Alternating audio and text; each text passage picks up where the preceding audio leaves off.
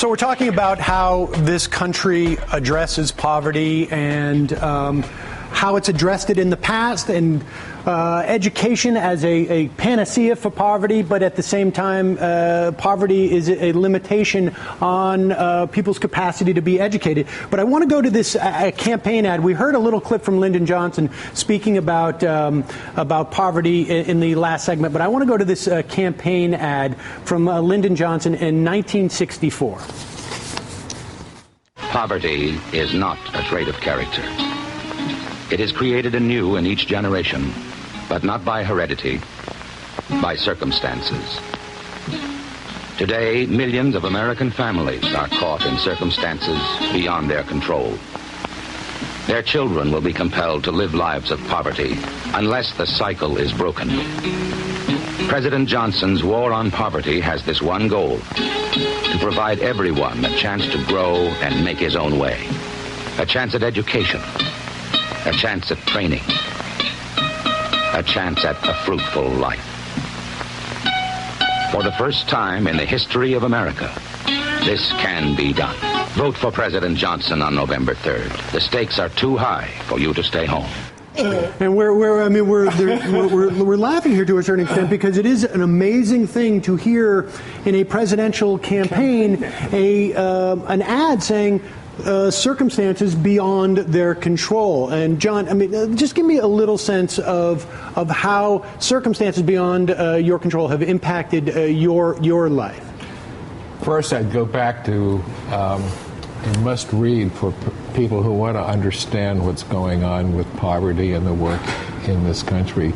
Studs Terkel had a book called Working, and basically he was chronicling the struggles that people went to have work, and they would do anything and go anywhere. My family was one of those families back in the 30s who basically had to pick up and move thousands of miles to find work because there was no work where they lived, and it caused a great disruption of life.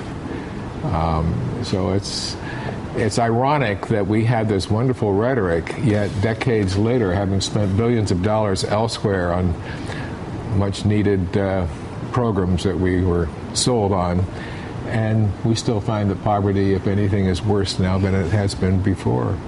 And we have no stopgaps. In your circumstance, you had to essentially, your career was, the circumstances that you had to deal with involved your mother's becoming ill. I placed my life on hold. My mother came stricken with Alzheimer's, and I was running a small business at the time.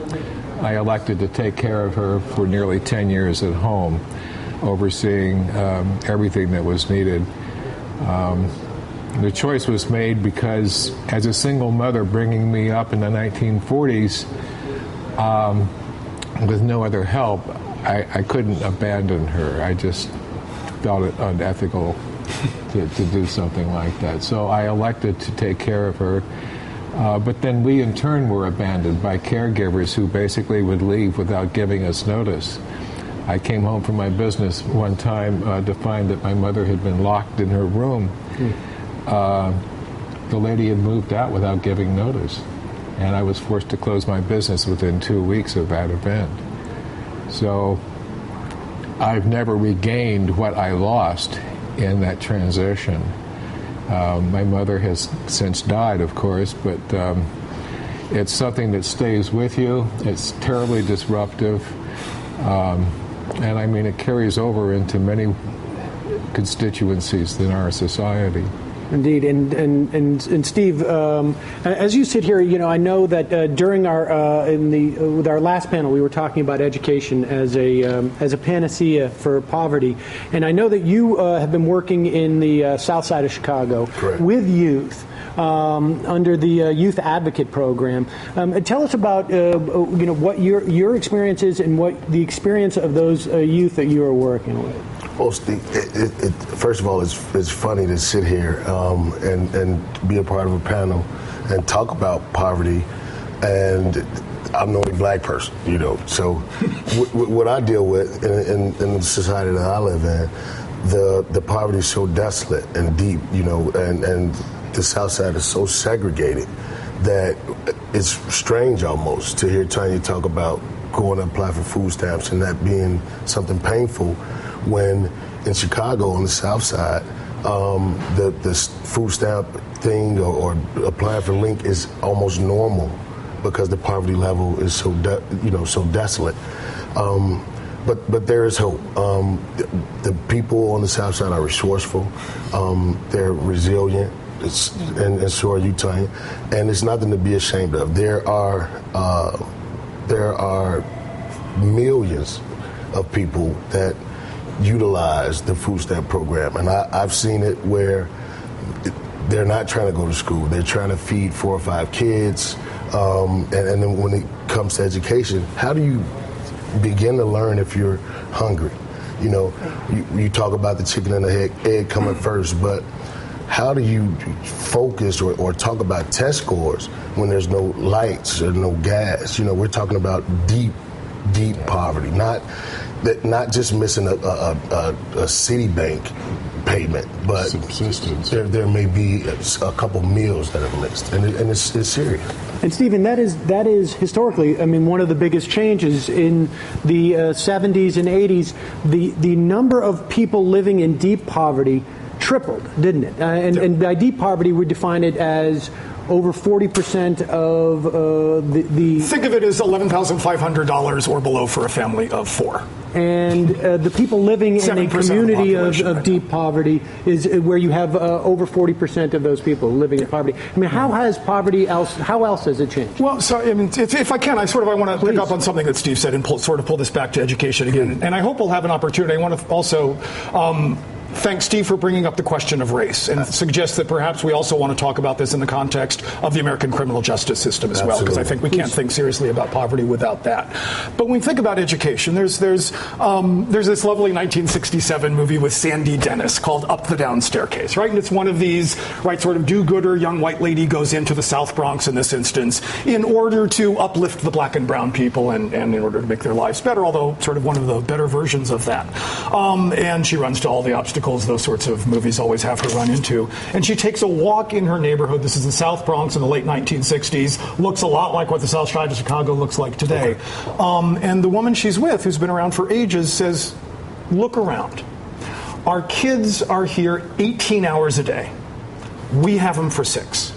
That's the ratio, 18 to 6. And I think that too often when we think about education, as some of the folks previously talked about, we expect these utterly superhuman efforts of the people contained in those rooms for those 6 hours a day, not realizing the enormous array of forces that are pushing against in those other 18 hours. I think it's useful for us to think about poverty in the same way as well, right? I mean, you'll be accused of Tanya being unrepresentative, right? Because she's smart and she's funny and she's interesting and she's energetic and she's working hard and she's struggling with that experience. And you'll be accused of, well, you're selectively picking people and you're not showing what poverty really looks like. Right. This is what poverty looks like, right? This is very much what the experience of large numbers of people are. The problem is that we've got, especially in very poor neighborhoods, this enormous array of systems pushing constantly against them and directing barrier after barrier after barrier. So the simple act of getting food in your stomach and getting to school without being injured requires super heroic efforts. And yet, when we think about poverty, we think about, well, we hold up the people as examples and say, well, see, more people should do like this, as opposed to suggesting, well, maybe it would make more sense to focus intensely on all of those obstacles that make it much more difficult for some people rather than others just to get up in the morning. And we do that. At YAP, what we do is we meet Maslow's hierarchy of needs. Okay, and YAP is the Youth Advocate Program. Right. There's fundamental needs to have to be at food, clothing, shelter. Right. Imagine not having that. Let's come back to that. We're going to take a break and we'll come back and you can tell us about what it is to attempt to break out of poverty without even the basic subsistence levels of tools and assets that you need to break out of poverty. Thank you. So when we broke, Steve, you were making the point about how difficult it is to break out of poverty without sort of the basic of assets. I want to put up a chart from the Heritage Foundation, which we had mentioned earlier in the program. The source for the welfare, the loosening of welfare requirements for welfare ad that Romney put up is from the Heritage Foundation. Robert Rector, who writes a post, "Surprising Facts About America's Poor." This was, I guess, posted about a year ago. The chart shows that the percent of households who have certain amenities, 92.3% have microwaves, 64.5% have a DVD player, 50% have internet service, 33% have a big screen or plasma LCD, and somehow the argument there is that there is how can someone be poor if they have a television set? Steve, let me get your take on this, because you work in an area of extreme poverty, and I would imagine that a TV set, one way or another, is not going to help you get out of poverty. Well, let me start by saying that let's address the microwave issue. In Chicago, the microwave may be the only tool that these families have to use, and the cheaper tool, as opposed to paying a gas bill. Natural gas prices in the cities, in the urban areas, have quadrupled, which continue to promote oppression and poverty. With some of our kids, you talked earlier about poverty as opposed to education. Those kids are so resilient, and they're miracles. But there are programs and there are workers that have given these kids and families hope, irregardless of the fact that they're poor and they're desolate poor, they're underserved, they're not served. At Finger High School, that's one of our partnerships, we've had a decrease in the dropout rate, about 15%. We've had a 10% increase in attendance. At YAP, the kids that we were given to serve, of those kids, 85% of our seniors graduated. What accounts for that? Is it intervention? It's people that care, Steve. It shows like this. It's people that care. It's systemic organization. It's partnerships with government and on the ground programs that work and address the Maslow's hierarchy of needs first. I can't learn. I can expect you to learn if you're hungry. I can't promote test scores if you're not safe. Since 2008, I think 1,300 kids were shot. It's hard to focus on an art program or an after-school program when 127 were killed since 2008. That is equated. There's a direct correlation with violence and poverty, education and poverty. You can't go around it. You can't go around it. And I think that this is a serious conversation, but we also need to have it on the state level, the federal level. There's not a blanket cure for it. Each person or each family, like Tanya and this young man, they're very different in their strives and in what's going on. So we would have to take an individualized approach, and we do that at YAP, to kind of meet the needs for each individual family. But we shouldn't leave whether any individual child is going to have an opportunity not to get shot on the way to school and get through with a serious education to the happenstance of whether he and she happens to be born in a neighborhood where there's a program like Steve's. If the kids in Chicago, if that was happening in Manhattan or Long Island, or for us in Naperville or Northbrook, there would be an outrage. Right. But it does. But it happens up in the Bronx, and no one really pays attention to it. I mean, not at the same level. But you do. You'll see it. It'll be a blog. It'll be in the Metro section of the Sun-Times, and they'll have stats. But we've been charged to work with those kids, and I think that Mayor Rahm Emanuel is trying to partner with us and trying to kind of subdue some of that violence as best he can. But the poverty, the violence, there are a bunch of underlying issues that go into that big old mess. And ultimately, we need to have funding and some type of policies prescriptions on a federal level that will provide for things like YAP. And we're actually going to talk about that in the next segment. Stephen Pampari, author of A People's History of Poverty in America, Steve Gates from Chicago Youth Advocate Program, John Reel from Senior Service of America. Thank you all for joining us this morning. Thank you. A stunning new report on just how little coverage poverty is getting during the presidential campaign. That's up next, and how we're going to address these issues of poverty.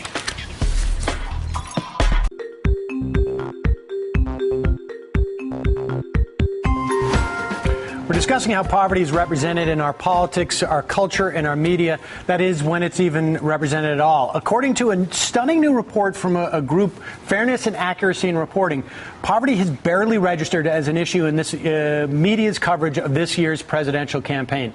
The report published this week found that just 0.2% of campaign stories have included substantive discussions of the poverty crisis. By contrast, 18% of campaign stories have mentioned budget deficits or the national debt. This obsession with deficit cutting at the expense of poverty is not unique to the media. Mitt Romney and Paul Ryan have focused almost exclusively on slashing spending, and at their convention in Charlotte, Democrats barely made mention of the poverty crisis. Instead, they touted a budget plan, the Simpson-Bowles Deficit Reduction Framework, essentially a letter written by Simpson and Bowles based upon the fact they couldn't pass it out of their own commission, that would impose major cuts to safety net programs like Medicare, Medicaid, and Social Security. Even though President Obama personally backed away from that plan when it was released in 2010, he told CBS last Sunday that he remains committed to reaching a so-called grand bargain with Republicans on deficit reduction. There are some programs that are worthy, but we just can't afford right now. And I'm willing to do more on that front. I'm, more than happy to work with the Republicans. And what I've said is, in reducing our deficits, we can make sure that we cut $2.50 for every dollar of increased revenue. Back with us at the table now, we have Josh Barro from Bloomberg View, Gary Young from the Guardian newspaper and The Nation magazine, Melissa Botiak from the Center for American Progress, and Tanya continues to join us. Melissa, you tell us, give me a sense of the implications of cutting a Medicare or Social Security on poverty. Well, the recent census numbers that just came out showed that senior poverty would have been 5 times as high last year without Social Security. So it's an amazing program, social insurance-wise, that keeps seniors able to have dignity in their old age. But a program that I think doesn't get enough attention, actually, is Medicaid. Not just for poor children, which plays a critical role in ensuring the health and development building blocks of poor children, but 70% of people in nursing homes eventually use Medicaid. And it's a program that has enormous impacts on people with disabilities, vulnerable seniors, and low-income children. And the Romney-Ryan budget plan would propose to kick about 31 million people off the program. Right, and we've just heard President Obama also sort of at least imply that he was willing to put cuts to Medicare, at the very least, on the table, and we've seen cuts to Medicaid. Josh, what accounts for this? I mean, is it simply a difference in view as to what can help poverty, or? Well, I think the president actually deserves more credit on this than he gets from the left, because I think the stealth issue in this campaign is these poverty programs and the question of, in an environment in the long term where cuts to spending are inevitable compared to the current policy trend where Medicare is essentially supposed to double as a share of the economy over the next 30 years, that's not going to happen. There are going to be cuts. The president has actually quite forcefully pushed for expansions of aid to the poor programs, principally through his health care law, which has an enormous expansion of Medicaid and also creates a new middle and lower middle class entitlement for health care. And he's made prioritization decisions where there were substantial cuts to Medicare as part of the health care law. His proposal on defense spending will take the defense budget down to less than 3% of the economy, which is a lower level than we've seen in about 70 years. And basically what the president has done is not just make a commitment to anti-poverty programs. He's also found cuts elsewhere in the budget that will make it possible to do that spending on those programs. Whereas what Romney and Ryan have laid out is a proposal that says we're going to increase defense spending, we're going to shield Medicare from any cuts over the next 10 years, essentially rescinding a 10% cut in Medicare that was part of the president's health care law, and we're going to cut taxes. And the thing they don't really say, except they say it explicitly on Medicaid, is that the only way to sort of make that math work is with big cuts in programs that are particularly important to the poor. Well, see, I would disagree with Josh here, because I think that he's not criticized enough. He hasn't made a single speech on poverty. The word poverty appears in only 3 times in all of his State of the Union speeches.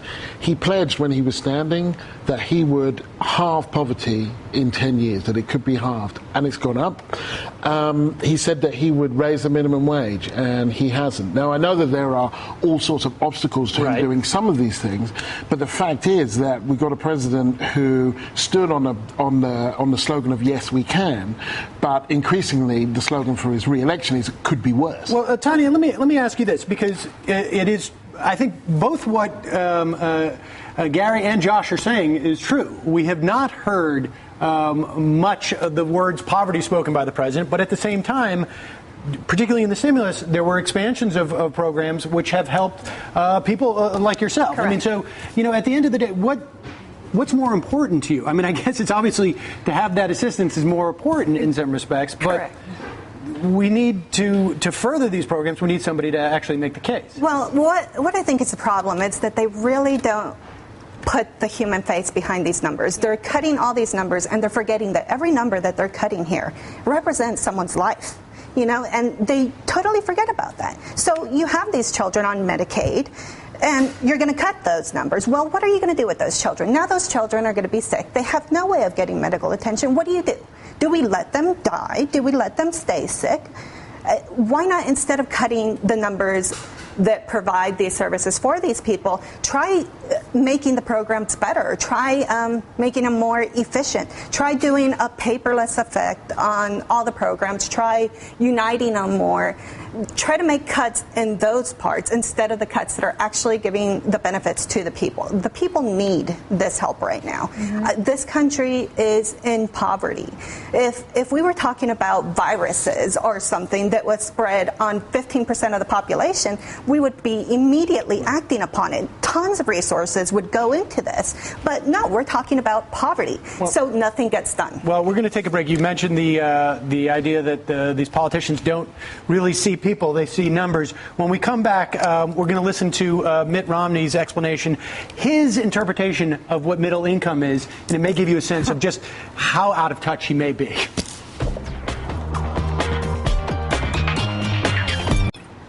So Mitt Romney on George Stephanopoulos was asked what constitutes middle income. Let's see that.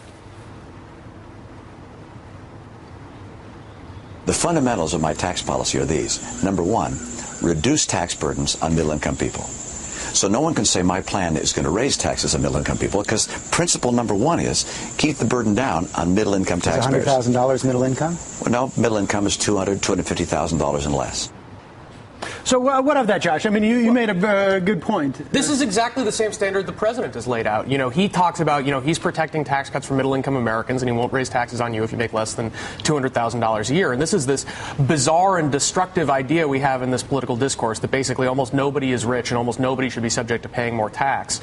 So it's a ridiculous stance that Romney has taken, but it's not a product of him being some out-of-touch rich guy. It's not necessarily. It's the same. Well, I mean, he might be an out-of-touch rich guy, but this isn't really good evidence of it, because it's where the president is. And frankly, I think, the choice of the Occupy Wall Street movement to emphasize the 99%. 99% of American households have incomes south of somewhere around $400,000. So if you're trying to establish this class solidarity with nearly everybody as the oppressed, then you're going to end up with discussions like this about how, your middle income if you make less than $250,000. Yeah, I mean, it doesn't necessarily. Romney's taking his lesson from Occupy Wall Street. I think that there's become this broad left and right idea about what it means to be middle class that has become ridiculous. See, I would disagree. Particularly coming from Britain, where we have class kind of written into our kind of DNA with the royal family, that there is this kind of there is this issue in America where 91% of people believe they're middle class. Now that can't be true. I mean, middle between what and what. And so in the absence of a conversation about class, all you talk about is poor and rich, and that's very relative. I think 19% of Americans in 2000 thought they were in the top 1%. Right. So nobody knows what's rich, nobody knows what's poor.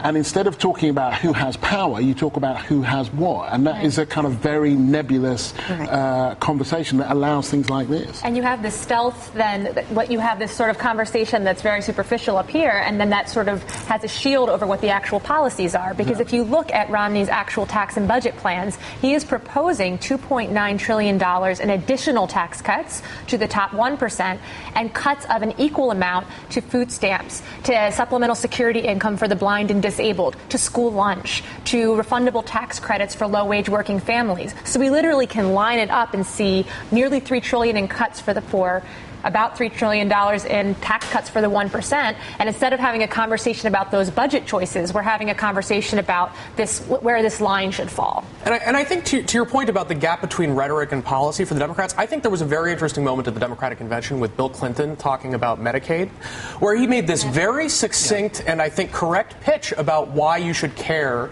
that Romney's proposal cuts Medicaid spending by about a third over the next decade. And he's like, don't you know that most of Medicaid spending is actually for long-term care, mostly for disabled elderly adults and children, and he doesn't know what's going to happen to them if we cut that program. I mean, essentially, he's making the argument that Medicaid should not just be viewed as a program for the poor, but it should be viewed as a middle-class social insurance program because, like you say, we have elderly people who are on Medicare and they spend down their assets. Right. They spend their way through Medicare. They go into nursing homes and it's Medicaid that picks them up.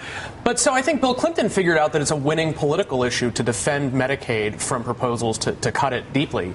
But it seems like other Democrats just don't want to talk about it. The president didn't talk about it in his speech. And I think it's a bizarre omission on the part of the Democrats, especially because they are, to a significant extent, there on the substance of the policy. They just don't want to talk about it because they think it's a losing issue. Well, I mean, let's show an interesting bar graph. This comes from Larry Bartels, the American Political Science Association, September 29th, 2011. It shows that 87% of wealthy people surveyed by the researchers said that budget deficits were a very important problem. Only 56% of wealthy people surveyed said child poverty was a very important problem. I mean, theoretically, why would we be worried about deficits, right? I mean, ostensibly it's because it would impact our economy. And then, I guess, presumably, you'd have more children in poverty in the worst case scenario. Yet, we're seeing our political elite, essentially, our establishment, not even the elite. I mean, this is the discourse, sort of following these policy prescriptions. When we come back, we'll talk more about that and what perhaps what can be done about it. We've been talking about the lack of responsiveness of our policymakers to poverty on some level, or at least rhetorically in some instances. Josh, you made the case that President Obama has actually been pretty good on this accord. Here's what Paul Ryan had to say at the Values Voters Summit on Thursday in terms of what the Democrats have done for the poor. Here we are. 4 years of economic stewardship under these self-proclaimed advocates of the poor. And what do they have to show for it? More people in poverty and less upward mobility wherever you look. Now, we should say that the poverty numbers obviously started going up in the wake of the financial crisis. Right. And social mobility has been a problem for about 25, 30 years in this country. But, Tani, give me your response to that, because you were hoping to hear more from the Democrats at their convention about poverty. I was. I was a little disappointed to hear nothing mentioned about poverty. There was maybe 2 instances where they referred to poverty. But I did feel a little bit of satisfaction when I heard them say, "We don't leave a man behind." That's a very famous motto in the U.S., and that is one of the things that gave me hope and told me, okay, they are still looking out for me, but I do realize that if they mention poverty, it will be demonized by the other side. And that is unfortunate. When did we get to a country where helping the poor became something that should be shameful, And that was very disappointing, but at the same time, I felt relieved to know that somewhere they're still thinking about it, whether they mention it on TV or not. You can tell they're still trying to implement something because they do realize that poverty is an issue. How did we get to the point where the idea of providing services to the poor is problematic, and at the same time, Paul Ryan is criticizing for no more responsiveness to it? I think we've come to a point where we're at this sort of radical individualism where it's everybody's out for him or herself. And I don't think we can also ignore the racial implications of the conversation as well.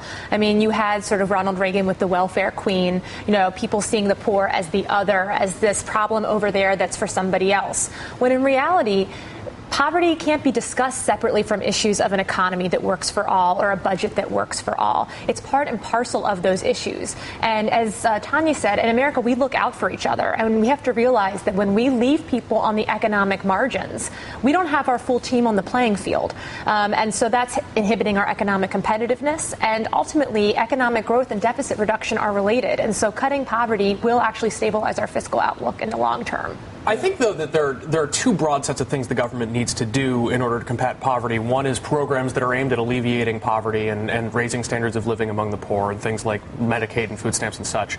And the other is ensuring a robust and growing economy that has low unemployment and where people can get jobs and support themselves. And I think that, the government has not done well on that score here or in most of the rest of the Western world over the last few years. And I think the administration does bear a lot of the blame for that, and I think that's the right place to criticize them for it. Now, what would you have liked to have seen them do? Well, for one thing, I would have liked them to see them put a lot more pressure on the Fed earlier for more accommodative monetary policy. I think what we saw from the Fed this week is a very good thing that will grow the economy and push unemployment down.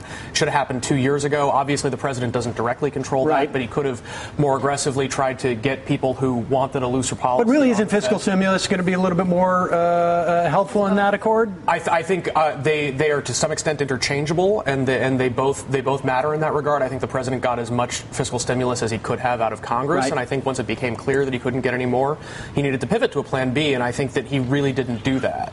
And I think there were other things that could have been done on housing that would have mattered at the margin. I think you're right on that. I want to back up something that Melissa said there, which is about the racialization of poverty, because there is this, I think it was Gingrich who said, if I'm elected, I'll go to the NAACP and I'll tell black people, you don't need food stamps, you need a job. The kind of characterization of Obama as a food stamp president. Right. There is this notion that has the welfare queen thing of kind of that poverty in somehow is about black people and Latinos and non-white people, which is actually not true. About half of the people who are poor in this country are white, but by racializing poverty in that way, they managed to leverage electorally a kind of a section of the white working class who, instead of kind of thinking about their own condition and actually kind of saying, well, actually, I'm as poor as you over there, is saying, you've got mine. Right. That somehow you've got my food stamps, you've got my welfare checks. And so I don't think it's a coincidence that when we're looking for political ads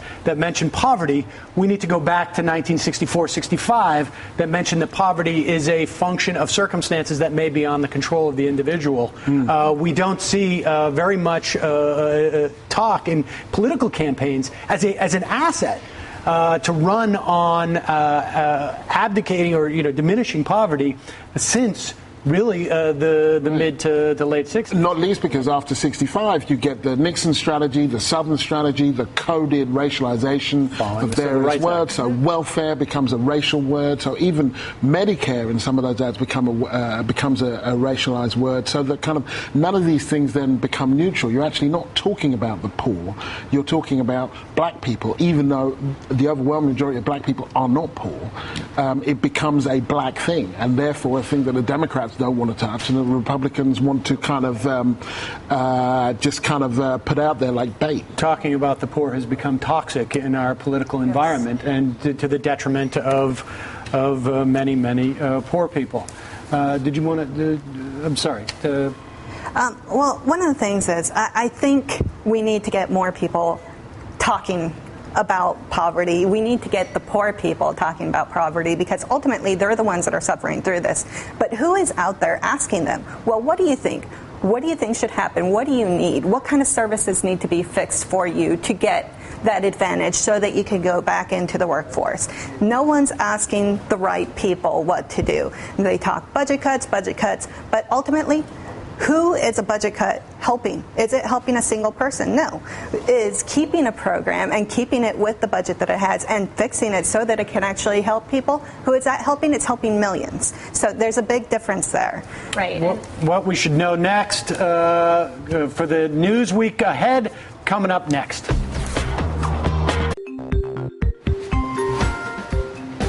So what should you know for the coming week? If you think that obesity disqualifies someone from being considered poor, it may surprise you to know that lack of access to cheap, healthy food choices is a common signature of impoverished communities. But you should also know that this week, a big source of cheap fast food, McDonald's, will begin posting calorie counts on all of its menus.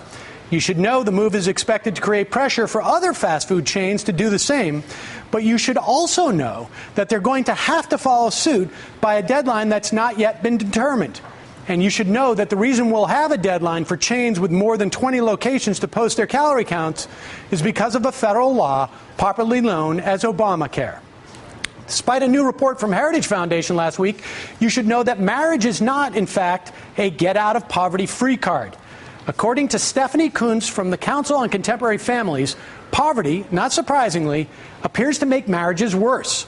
So the fact that many women living in poverty are single or divorced may have less to do with their marital status than it does with the simple fact that poverty makes it tougher to stay married. You should also know that half the children living in families that are impoverished or just above poverty are living with their married parents. You should know that tomorrow, September 17th, is not only the one-year anniversary of Up with Chris Hayes, it's also the one-year anniversary of the Occupy movement, most notably Occupy Wall Street. You should know while the Occupy movement no longer captures the headlines with massive rallies the way it did a year ago, it succeeded in changing our national discourse. Even Republicans now started talking about the 99% and the 1%. And you should know that Occupy and its offspring continue to draw attention not just to Wall Street, but to specific issues that bring Wall Street into real people's lives. Student loans, foreclosures, even public transit. And you should also know that the only way Occupy has a chance to affect real change on these issues is if people participate. Finally, you should know that lawyers for whistleblower Bradley Birkenfeld announced this week that the IRS will award him $104 million for revealing what he and others at UBS did to help clients evade U.S. taxes, in a case which has ultimately made Switzerland far less welcoming to U.S. tax evaders. Birkenfeld's whistleblowing led to the collection of more than $5 billion in unpaid taxes from 14,000 wealthy Americans who participated in a 2009 tax amnesty program. Meaning, for instance, that if one had hypothetically engaged in this illegal Swiss bank tax evasion scheme, and then one hypothetically took advantage of said amnesty program, such activity would be found in one's hypothetical 2009 tax returns if one were to release such returns of one's, such as it is. I want to find out what my guests think we should know for the week coming up, so let's start with Tanya. What I think we should know for the upcoming week is that considering a lot of the media is focusing on the poverty issues right now because of the numbers that are coming out this week, more people should take advantage of this and come out and speak up about the poverty issues and about being in poverty, so maybe we can get some political action going to help out more people in this country. That's a great idea. Josh? What you should know for this week and for many weeks coming after it is that based on last week's announcement, the Fed is going to keep up quantitative easing activities at a pace of $40 billion plus a month, not just for a while, but until the unemployment situation improves substantially. And this is a big change from what the Fed's done in the past. The Fed has previously taken action to prevent us from going into deflation, but really now what they're saying is that they're going to keep the foot on the gas until people are actually really going back to work, so long as inflation doesn't start to spiral basically out of control. So I think that this is a big shift in policy that's really going to matter a lot, and I'm hopeful that it's actually going to produce a lot of economic growth and finally a significant reduction in the unemployment rate. I mean, quickly, do you think that the political pressure that Bernanke felt from Republicans, we had Rick Perry saying all sorts of things, do you think this is why it's taken so long? I don't know exactly why. I mean, the thing is, Bernanke doesn't have direct personal control over this. There's a board that he has to get to vote, and he got an 11-1 vote for this action. So I think part of it is that there was previously more internal resistance in the Fed. He didn't want to be doing a really aggressive policy with a lot of internal dissenters making noise against him. So I think something happened that allowed him to consolidate support. I think the message finally got through that we're just going to continue this limp recovery forever if the Fed doesn't do something. If I were really cynical, I would say that Bernanke has decided the writing's on the wall and Obama's going to get reelected. And, the next president has to reappoint him, and Romney would want tight policy, and Obama, I suppose, would want loose policy, although he hasn't said anything about it over the last 4 years. So I think maybe that's the political read. Gary Young from the Guardian newspaper? I think you should know that despite almost inevitable claims to the contrary, if the Chicago teachers' strike is settled, it won't be a victory for Rahm Emanuel. I think quite the opposite. If he'd wanted this solution, he would have gone for it from the get-go. Melissa Botiak. Well, we've been talking about the national poverty numbers, but on Thursday, the census is going to release the state and local poverty numbers. And so this will be a chance for people to take this conversation we've been having to their own communities. And I would urge people to go to halfand10.org. We'll have 2 interactive maps up where you can easily put in your zip code, find your data. Halfand10.org. I want to thank my guest today, Tanya Wells from the blog Lives Behind the Numbers, Josh Barro from Bloomberg View, Gary Young from the Guardian newspaper and the Nation magazine, and Melissa Botiak from the Half and 10 Poverty Prosperity Program at the Center for American Progress. Thank you all. And thank you for joining us. We'll be back next weekend, Saturday and Sunday at 8 a.m. Eastern Time. Well, I won't be back, but Chris Hayes will be. Coming up next is Melissa Harris Perry on today's MHP. Melissa has a panel of small business owners to find out what they really want or don't want from the government, and an exclusive interview with author Maya Angelou. That's coming up next on MHP. I'm Sam Cedar. Thanks to Chris for letting me sit in his chair and the entire staff of Up for making me look good. And thank you for watching. You can find me online at majorityReport.fm. We'll see you next week for the return of Chris Hayes right here on Up.